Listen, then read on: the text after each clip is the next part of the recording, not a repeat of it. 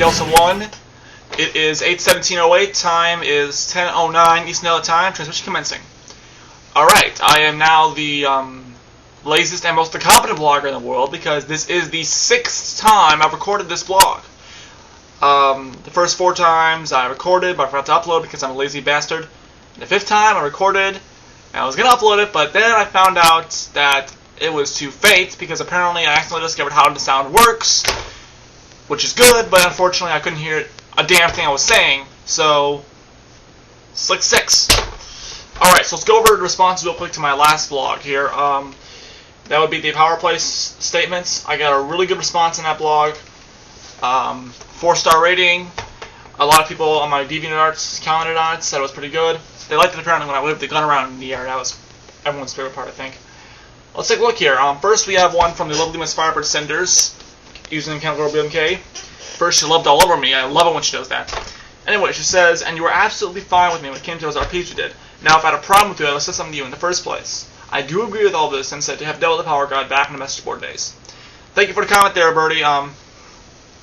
Yeah, I didn't really think we had any sort of beef per se, but I just wanted to make sure because I know you've been going through a lot recently, and I heard your comments about adult work, so just making sure. By the way, again, thank you for that pic. I actually colored it last night in Photoshop, did a little rough coloring sketch. I'm probably gonna, fix it up a bit because I was bored, so I decided to color it in. And I would so hang that on my wall if it were socially acceptable. And yeah, dealing with power gods and message boards, not fun at all. So hopefully we won't get one on Sex Board. Next up, we have Zaxky, username Zaxky. He says, when first get some dots, I'll be eating those dots. Thank you very much. Very tasty. He says, I power played, I being him, when I was younger. Every time I think about those days, I cringe and wish there was a way to erase those memories. Nowadays, the only time I RP is someone else's characters when I'm tired of getting named, tired and type wrong, aka typo. Thanks for the comment, Zaxky. We all power play, I think, a lot more when we're younger because, we're new to this whole thing and we're excited, but we don't really know what the hell we're doing. So, if you're like 13 years old and you're power playing, I probably won't be as mean to you as you would if you were like 15 and you're still power playing. Because, come on, you gotta learn this by then. And I can honestly say I've never typed the name of anyone of the character being played by anyone else when I'm tired. So, yay me.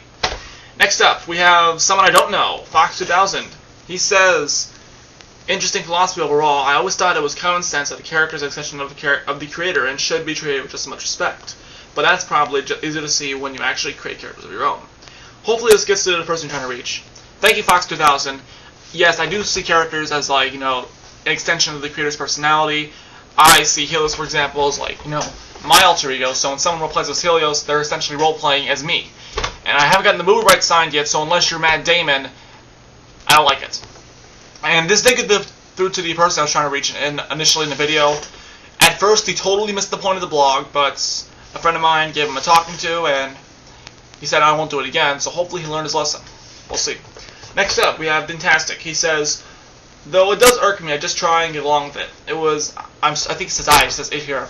I think it means I was not sure how to put it. I think it says syringe, I think it says strange here. Strange of someone to keep free non-existent characters in my eyes. I don't think God knows how Tina didn't act though. Thanks for the comment there, Dintastic. Yes, I think when someone thinks they're doing a good job or like, a deed to society by freeing fictional characters, something's up there. And of course God knows how Tina and Dan act. He sees all, he knows all, he's God. Alright, so get that out of the way. I'll probably be doing more of those statements, like no blog, just start talking about an issue when I feel that there's an issue that's just too big for one blog to cover. I probably will be doing one on the Georgia-Russian conflict pretty soon. So yeah. Alright, let's go into the point of this blog here. The TF2 Heavy update, which will be coming next week. Very exciting for all of us to play TF2. Valve has only revealed 4 parts of this update so far. It's the biggest update they've ever done, I think, since probably Gold Rush. So, let's see what we got here. First of all, we have the newest map in the community. This will be the Steel map. It's now official Valve map. Steel is a capture point map, and it's one of my favorite maps to play on the Force server. At first, I had my reservations about it, but I really love it now. It's one of my favorite maps to play, aside from Turbine and Gold Rush and Dust Bowl. Anyway, and Hydro. I like Hydro too. Anyway, so Steel is a typical capture point map where like blue captures all the has to capture all the red points, but there's a twist. You see, blue could just do the standard, A3 no problem. However, E can be captured at any time during the match, and once E is captured, the match is immediately over. So this creates a very interesting scenario for Red, because it essentially means that they defend 2 capture points for the whole of the match. So that creates a very interesting situation, and it's a really fun map. And be careful not to fall into a black hole either. Next up, we have the replacement, the melee weapon upgrade, the Killing Gloves of Boxing, aka the KGB, Putin approved. The KGB is slower than the traditional heavy melee weapon, which are called the Fat Man Fists. So the KGB is a slower rate of fire, but if you kill someone with the KGB, you will get a guaranteed 5 seconds of critical hits, which you can use to keep punching people out, like Mike Tyson or Muhammad Ali or Chuck Norris, or you can switch to one of your other weapons and use the crit boost there. So, yeah, pretty interesting gameplay there. Also, there's 35 new achievements now for the Heavy. These achievements are pretty interesting. It's been pretty tough to get some of these, but expect a lot of achievement hoarding now from Heavies. Anyway, so, and I should mention this earlier, the whole point of the Heavy update with the new weapons and so on is to make the Heavy a more formidable class, without a medic, because usually without a medic, the Heavy is pretty much useless. So the idea is to make the Heavy more formidable class, when a medic is not around, but at the same time make it so that he can't just dominate everyone in the game. So moving on here, the next part of the update will be a new payload map from Valve. It is called Battleland Basin.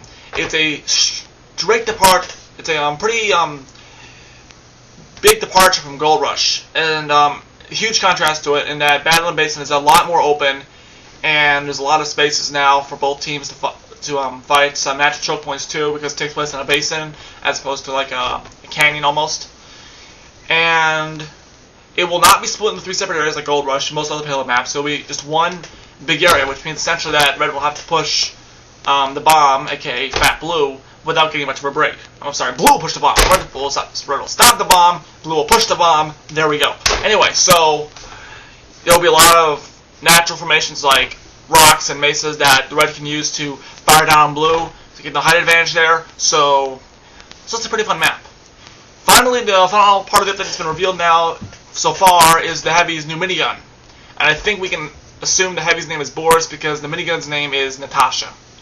Natasha has a slower rate of fire than Sasha, which is the level 1 minigun, and it takes longer for Natasha to finish off enemies than it does for Sasha. However, when Natasha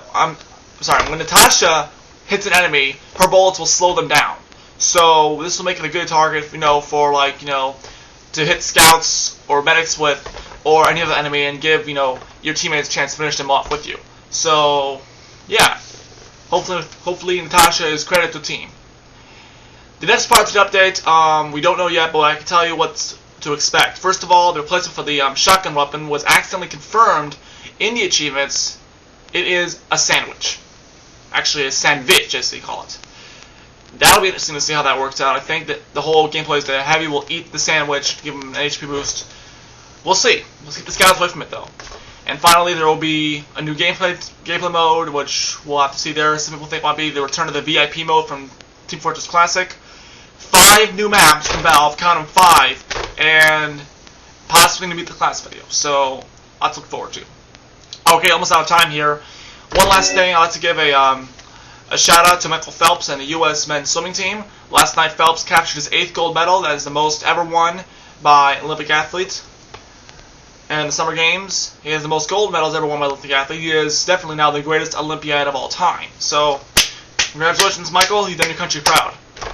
Michigan man, too. Represent. Alright, that will about do it for now. X-Ray Delta 1 at 10:18 Eastern Daylight Time. Transmission concluded.